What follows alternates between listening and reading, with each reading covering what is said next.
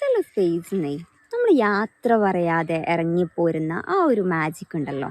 ഞാൻ ആലോചിക്കായിരുന്നു, ഞാൻ കണ്ണൂർ പഠിക്കുന്ന സമയത്ത് അവിടെ ഞാൻ താമസിക്കുന്ന ഹോസ്റ്റലിന് മുന്നിലായിട്ട് ഒരു സെക്യൂരിറ്റി അങ്കിൾ ഉണ്ടായിരുന്നു. അപ്പം ഞാനും അങ്കിളും ഭയങ്കര കമ്പനിയായിരുന്നു. നമ്മൾ ഭയങ്കര എന്താ പറയുക, ഞാൻ എന്നും കോളേജ് വിട്ട് വരുന്ന സമയത്ത് നമ്മൾ കുറേ നേരം വർത്തമാനം പറയും, ഭയങ്കര കമ്പനിയാണ്.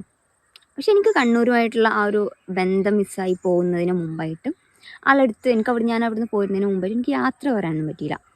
അപ്പോൾ ഞാൻ അവിടുന്ന് പോന്ന് കഴിഞ്ഞിട്ടും ബാക്കിയുള്ളവർ നമ്മൾ കൂടെ പഠിച്ചവരാണെങ്കിലും അല്ലെങ്കിൽ ബാക്കി എല്ലാവരും നമ്മൾ എവിടെ ഇൻസ്റ്റയിലായാലും എഫ് പിയിലായാലും നമ്മളങ്ങനെ കാണും.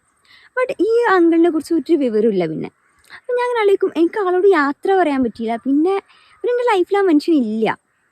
ഒരു എന്താ പറയുക, ആ ഒരു കോണ്ടാക്റ്റ് അവിടെ ലോസ് ആയി പോവാണ്.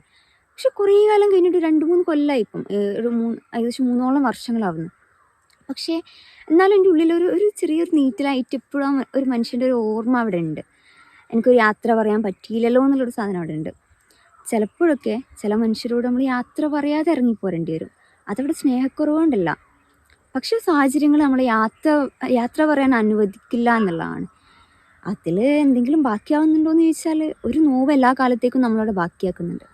പക്ഷെ അത് കാലം മായ്ക്കും എന്നാണ് എനിക്ക് തോന്നുന്നത്.